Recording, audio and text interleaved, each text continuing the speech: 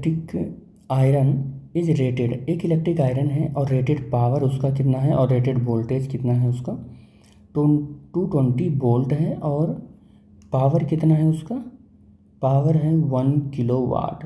1 kilo का मतलब हो गया 1000 वाट हो गया, ठीक है। अंडर नॉर्मल वर्किंग कंडीशन कह रहे resistance of its heating element, resistance calculate करना है तो V²/P रेटेड से ही कैलकुलेट हो जाता है, तो V² 220 का होल स्क्वायर और P का मतलब हो गया 1000। इसको सॉल्व करोगे 484 और 00 आ जाएगा, ये 1000 रहेगा, 2 जीरो से 2 जीरो कैंसिल हो जाएगा, तो रेजिस्टेंस इसका आ जाएगा 48.4 ओम आ जाएगा। कितना रेजिस्टेंस आ जाएगा 48.4 ओम इसका रेजिस्टेंस आ जाएगा, ठीक है।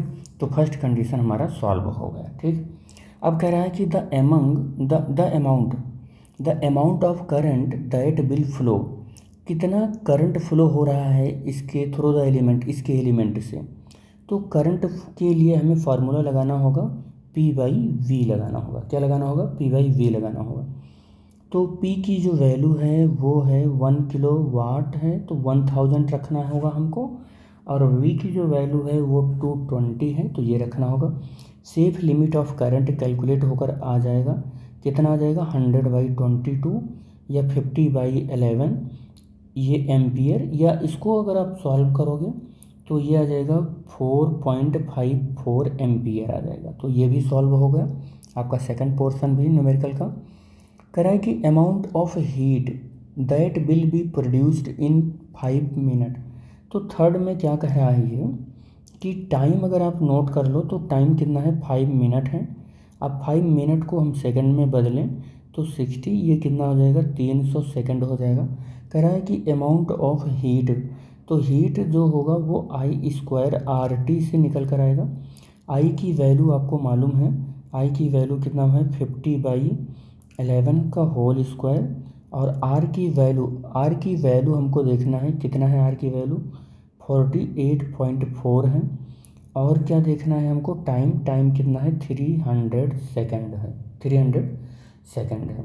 अब अगर हम हीट कैलकुलेट करें तो ये कितना आ जाएगा, ये हीट आ जाएगा, आप कैलकुलेट कर लेना, तो ये इतना आ जाएगा, इतना जूल आ जाएगा। या तो फिर आप इसको 300 किलो जूल भी लिख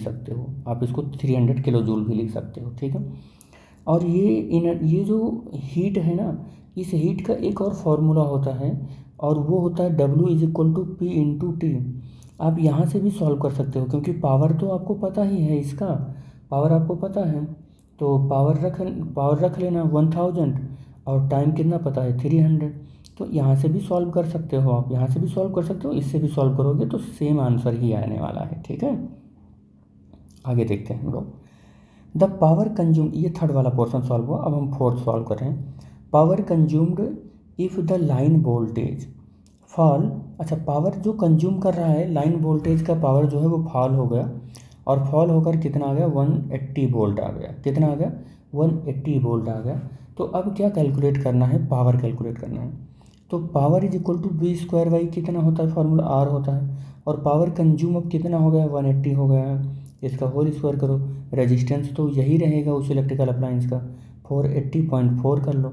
तो पावर कंज्यूम निकाल रहे हैं, ये पावर कंज्यूम है ये। तो अब हम सॉल्व करेंगे तो ये कितना आ जाएगा, ये आ जाएगा 669.42 वाट आ जाएगा, ठीक है। तो पावर कंज्यूम इतना आ जाएगा।